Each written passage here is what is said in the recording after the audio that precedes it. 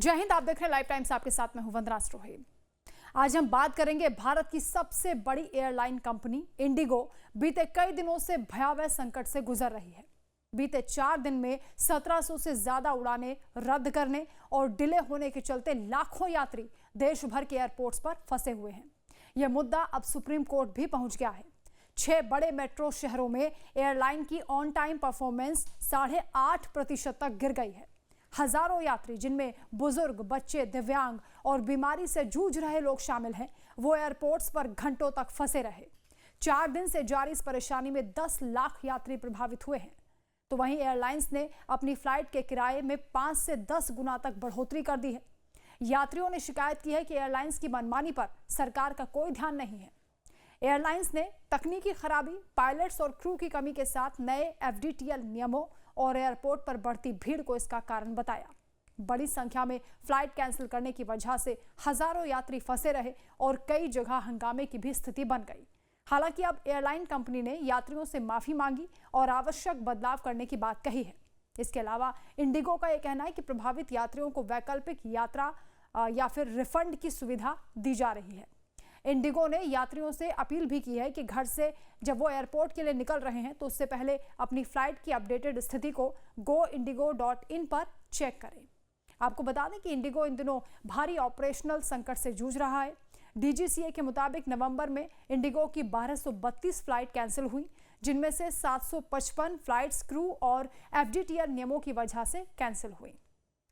इनके अलावा ATC system failure की वजह से 92 और इसके अलावा एयरपोर्ट एयरस्पेस प्रतिबंध की वजह से 258 फ्लाइट कैंसिल हुई और बाकी दूसरे कारणों के चलते 127 फ्लाइट्स को कैंसिल करना पड़ा।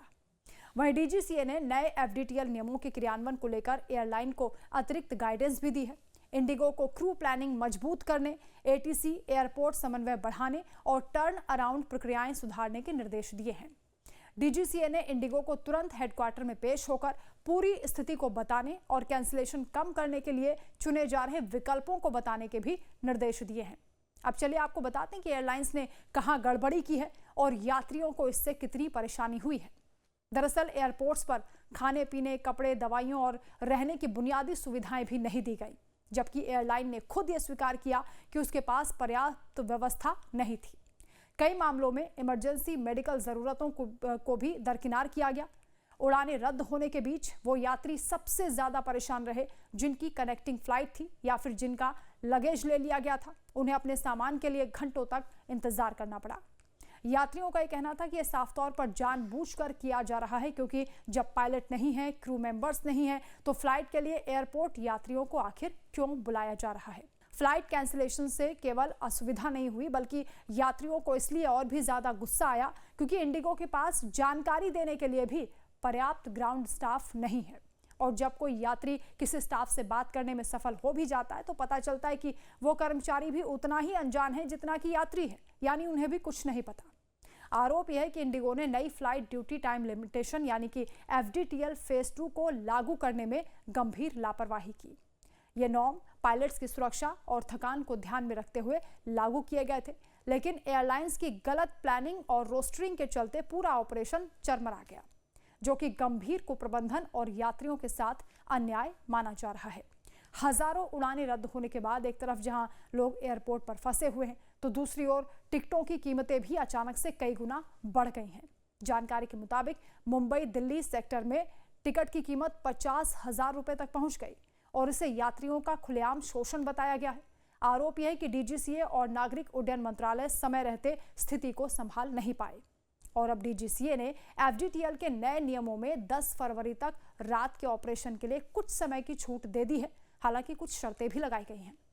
इंडिगो और दूसरी एयरलाइन कंपनियों को हर 2 हफ्ते में रिव्यू देने के लिए कहा गया है और उन्हें 30 दिन का प्लान भी जमा करना होगा, जिसमें यह बताया जाएगा कि छूट का समय खत्म होने के बाद वो FDTL फ्रेमवर्क के साथ पूरी तरह से कंप्लायंस की ओर कैसे बढ़ेंगे।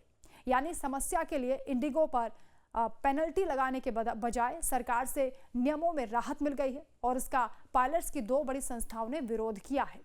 Airline pilots association of India यानी ALPA और federation of Indian pilots association यानी FIP ने इस राहत को सीधे तौर पर यात्रियों की सुरक्षा के साथ खिलवाड़ बताया।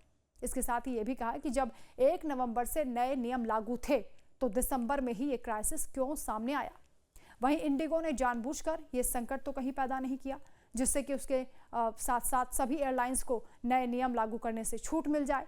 इस मामले में एल्पा और डीजीसीए को पत्र भी लिखा गया है जिसमें एसोसिएशन के अध्यक्ष कैप्टन सैम थॉमस ने सरकार से इंडिगो को मिली कुछ रियायतों को गंभीर बताया। उन्होंने कहा कि इंडिगो ने विंटर सेशन में अपनी फ्लाइट्स में 6% की बढ़ोतरी की।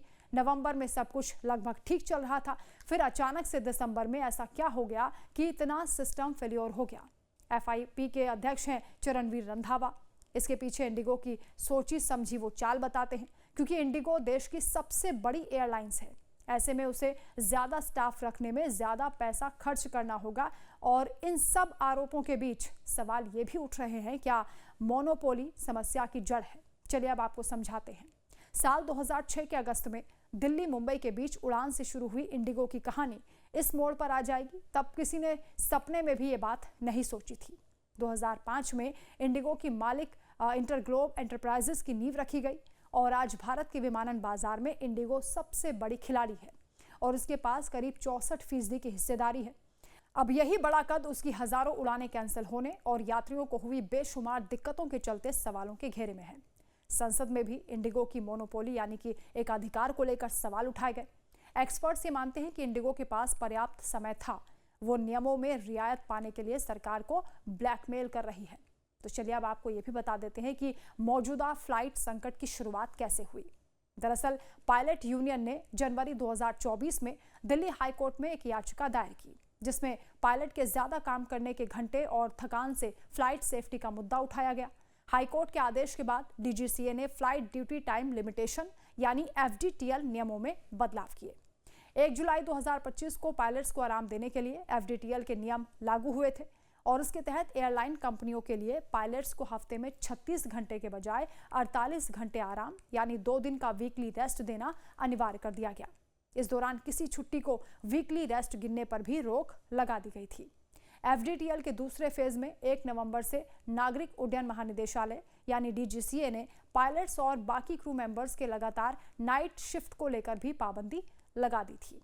इन नए नियमों के आने के बाद इंडिगो पायलट्स और दूसरे स्टाफ की कमी दूर नहीं कर पाई और हालात उसके बाद से बेकाबू हो गए। 2 दिसंबर को इंडिगो ने कहा कि किसी छोटी तकनीकी गड़बड़ी या फिर सर्दियों के शेड्यूल मैनेजमेंट, मौसम, एयरपोर्ट कंजेशन और नए क्रू रोस्टरिंग नियमों के चलते फ्लाइट्स प्रभावित हो रही हैं। साथ ही यात्रियों से टिकट रिफंड और रीबुकिंग का वादा भी इंडिगो ने किया। इसके बाद 3 दिसंबर को इंडिगो ने एयरलाइन से जुड़ी तकनीकी दिक्कत और ऑपरेशनल इश्यूज से फ्लाइट प्रभावित होने की बात कही। 4 दिसंबर को हालात बेकाबू हो गए तो इंडिगो के सीनियर ऑफिसर्स ने डीजीसीए के साथ मीटिंग के बाद नए रोस्टर नियमों के मुताबिक अपनी प्लानिंग में कमी की बात स्वीकार की। इंडिगो ने माना कि क्रू रिक्वायरमेंट अनुमान से ज्यादा था। नए क्रू रोस्टरिंग नियम और बाकी तकनीकी कारणों के साथ ही मौसम के सम्मिलित प्रभाव के चलते उसकी फ्लाइट्स प्रभावित हुई। रिपोर्ट्स के मुताबिक इंडिगो को नए पायलट्स और बाकी स्टाफ हायर करने के लिए 9 महीने का वक्त दिया गया था, लेकिन इंडिगो ने जरूरत के मुताबिक नई भर्तियां नहीं की और यही बात ये संदेह पैदा करती है कि संकट अचानक नहीं हुआ बल्कि पहले से अनुमानित था और इसीलिए आरोप लग रहा है कि इंडिगो ने क्या जानबूझकर ऐसा किया।